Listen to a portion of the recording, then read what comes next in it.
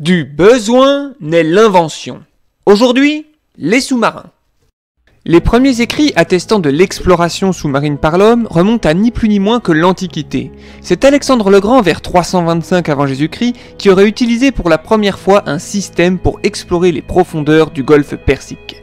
Il s'agissait a priori d'un tonneau de bois recouvert d'une peau d'âne enduite de cire d'abeille, équipé d'un hublot de verre translucide qui lui permit d'observer la nature subaquatique.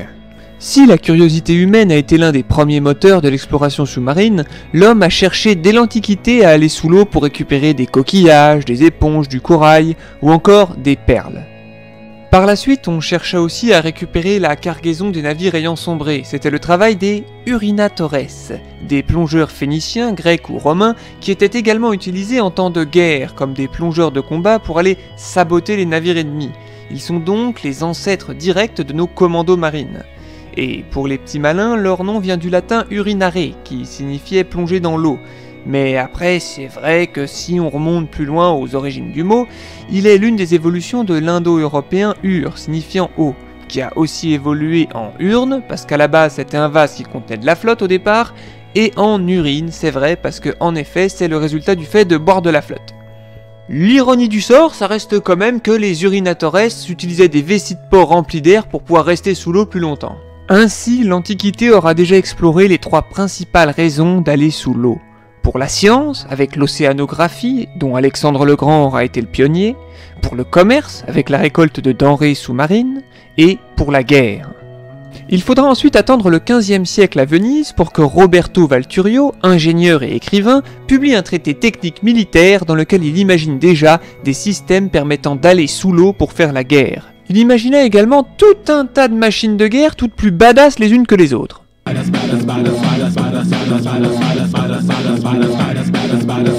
Ce traité inspirera beaucoup Léonard de Vinci, qui lui aussi imaginera des systèmes pour aller sous l'eau. Ainsi, on peut trouver dans ses codex ce tuyau qui permet en théorie de respirer sous l'eau, même si dans la pratique il ne fonctionnerait pas au-delà d'1 mètre de profondeur. En effet, à cette époque, on ne connaît alors que très peu les phénomènes liés à la pression. On ignore totalement qu'à 1 mètre de profondeur, la pression de l'eau est de 1,1 bar, et que respirer l'air provenant de la surface, lequel est à une pression de 1 bar, équivaudrait à devoir respirer avec un poids de 50 kg sur le torse.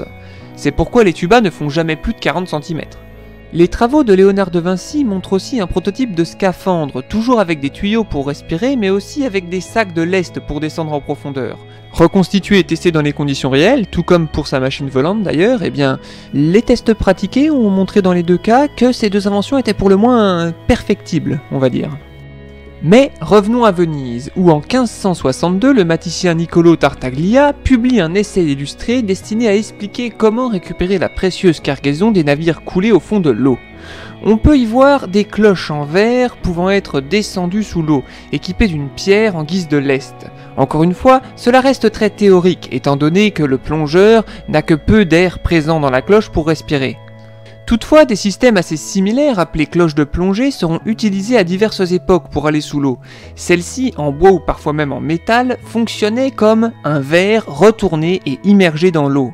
L'air se retrouve emprisonné dans le haut de la cloche, comprimé à pression ambiante, permettant ainsi au plongeur de respirer. Celui-ci peut alors aller travailler sous l'eau, puis revenir sous la cloche, reprendre une bouffée d'air plus ou moins frais, on va dire. Et pour ce qui est de la fabrication de ces cloches, eh bien, on se tournait tout simplement vers les fondeurs de cloches de cathédrale. En 1578, un mathématicien anglais du nom de William Bourne, l'aïeul de Jason je suppose, a l'idée d'un bateau qui pour descendre en profondeur ne se servirait pas d'une pierre ou d'un sac de lest, mais de l'eau de mer. Il imagina alors un système de parois latérales pouvant être déplacées, laissant ainsi pénétrer l'eau de mer dans des réservoirs dédiés.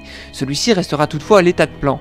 Et alors là, attention, gros spoiler, c'est ce principe de lestage grâce à l'eau de mer qui est encore utilisé aujourd'hui sur les sous-marins. C'est ce qu'on appelle les ballasts, un mot anglais passé dans la langue française qui signifie littéralement lest.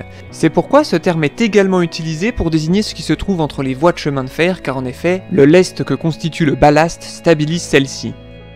Il faudra cependant attendre 1620 pour voir à l'œuvre le premier submersible digne de ce nom. Conçu par l'Hollandais Cornelis Drebbel, celui-ci était construit en bois et en cuir suifé pour le rendre plus étanche.